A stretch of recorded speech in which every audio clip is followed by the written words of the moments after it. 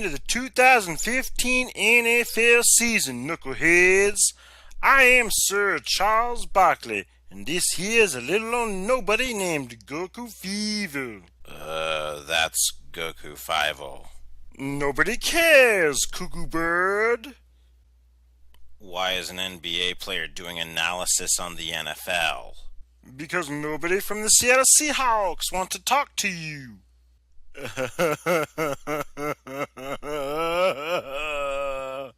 Anywho, welcome to the playoffs, everybody.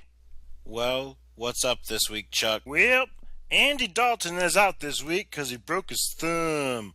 Unlike Chip Kelly, who broke his middle fingers after he left Philadelphia. That's a good one, Chuck. I know that, Cuckoo Bird. So, how did the 2015 season go? Well, for the first time in NFL history, we had 6 teams who were terrific, and they went undefeated all the way through September and October. But then you had some other teams who were terrible. It's time now for our favorite segment, Terrible or Not Terrible. First up, the 49ers. You mean the San Francisco 69ers? Because they suck so bad they're sucking their own dick. Colin Kaepernick?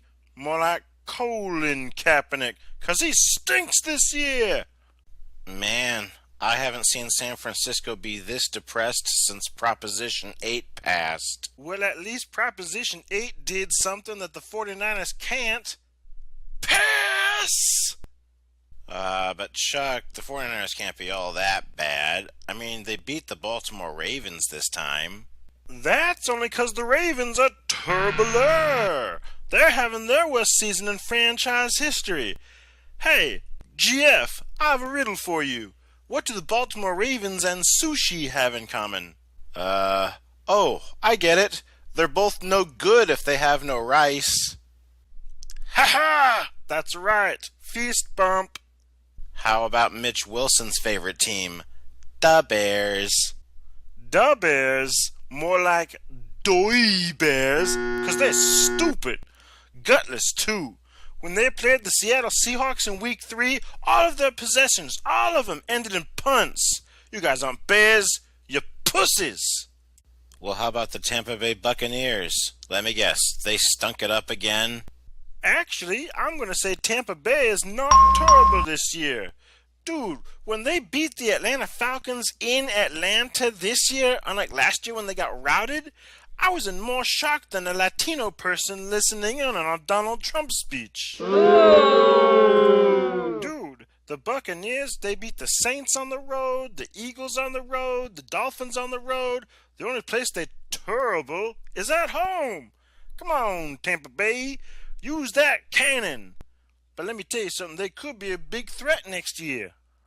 Speaking of the NFC South, how about the Atlanta Falcons?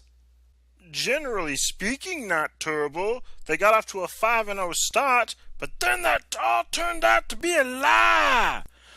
Man, the Falcons were terrible against covering the spread. You know that all too well.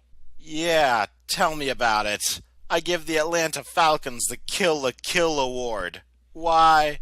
Because they covered the spread the same way Ryuko Matoi covers her breasts. Not very well! Ha! Bet you didn't think I was gonna have an anime reference. Man, you're weird, dude. And how about them Cowboys? Terrible! TRBL!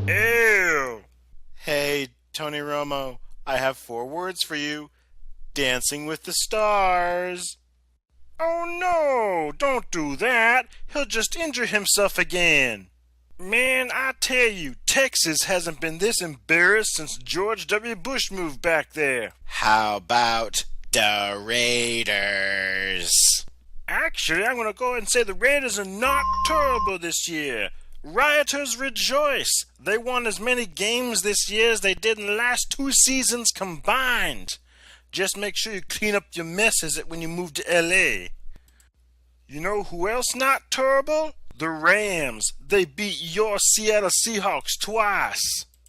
Nope, never happened. Never happened. I don't want to talk about this. I don't want to talk about this. La la la la la la. And finally, the Saints. They were all so terrible this year. Man, how come they always keep saying, who dat all the time? Who dat? Who dat? Probably because they're asking about who their new defensive coach is ever since Ryan left. Now that's funny right there, knucklehead. Well, it's time for our picks for Wild Card Weekend.